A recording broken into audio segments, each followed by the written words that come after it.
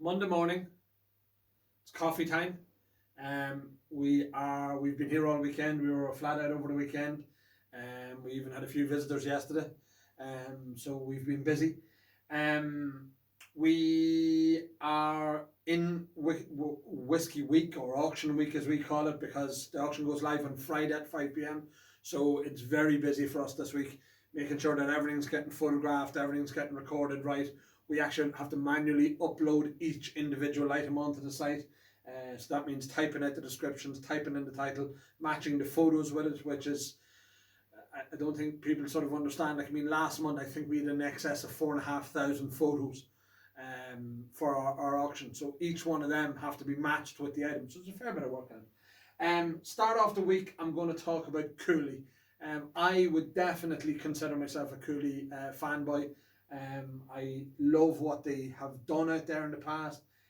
John Teeling, yes, everybody knows the name, but I still don't think people actually comprehend what he done to Irish whiskey. I mean, I know everybody talks about, when IDL was formed, that it saved Irish whiskey, but I mean, without John Teeling, we wouldn't have the myriad of new brands and distilleries that we have now, apart from the few that have their own distillate, and even those ones. So the likes of Dingle, the early Dingles were Cooley, and I mean, not a lot of people know that.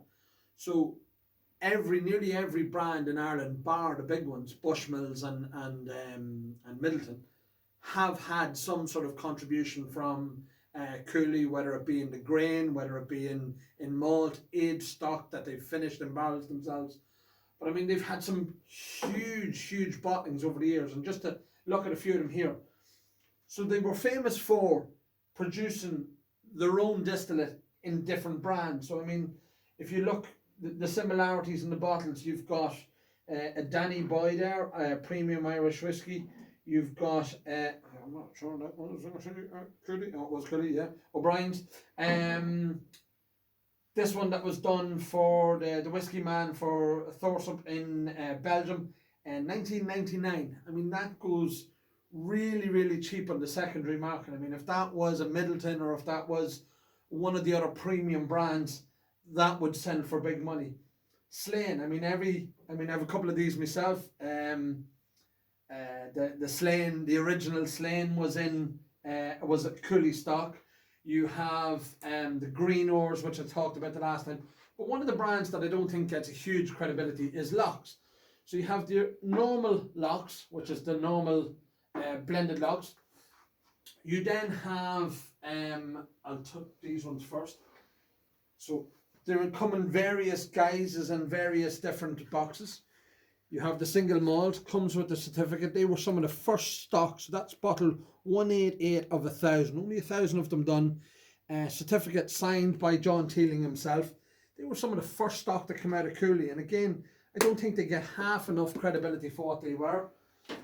Here's another presentation of it. Different coloured box. Not dissimilar to a Middleton box, but different in its own way. That was one of 5,000, so that's bottle number 230. Again, with its certificate, signed by Mr. Teeling himself as well. You have these ones, which were special editions done for the Irish Whiskey Society. So again, back in 2010, 2011, 2012, 2009, this one was done, was the Grand Cru. That is a 9-year-old single malt, done specifically for the Irish Whiskey Society. Here's what's called a Premier Cru. This was a 10-year-old that was done for them. Again, beautiful presentation. It was released to celebrate the 50 years of the Shannon Boat Rally.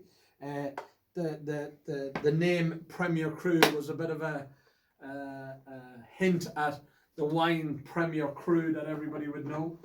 You have the Kilbeggans. So you've got the Kilbeggan 15, 18 and 21. You've got the Green Ore 15, 6, 8, 10, 6, 8, 10, 15, 18, 19. I think that's it on the Green Ores. So there's so much stock that's out there that have been influenced by Cooley. I really do think that Tyrconnell, the 17-year-old Tyrconnell, is probably one of the best single malts out there. I do love it. There's so many, but they all fly under the radar each auction. There's a Green or 15. They fly under the radar each auction. You know, people come along and they jump on the in demand or the on vogue brands, and they pay money for them. Whereas these bottles, which are great drinking bottles, but also a huge, significant part of our whiskey heritage and our I mean, again, we can look back at bottles from 88, 89 when they started, or 84, 85 when they started, when Teeling took over, and we've got juice from back then. I mean, again, look what in 88 Middleton goes for. I know it's got the aged stock in it and stuff like that, but the Cooley stuff just doesn't, I feel, doesn't get the credibility that it deserves, and I think it will come. It will find its stride. So that's it. They're all in this month's auction. These are really special. These are, as I say, these are very limited numbers. There's only 233 bottles of that. I think there's only 169 of the Premier Cru. These, the likes of this distilled one for the Whiskey Man in Belgium is hard to find. A lot of these other ones, the likes of O'Brien's and all that sort of stuff, was stuff that was done for expat markets, for America or for Europe, for retail brands in Europe and all that sort of stuff. They're finding their own way home. I know a couple of guys who have got a fairly extensive collection of the sort of own label, own brand Cooley stuff, but that's it.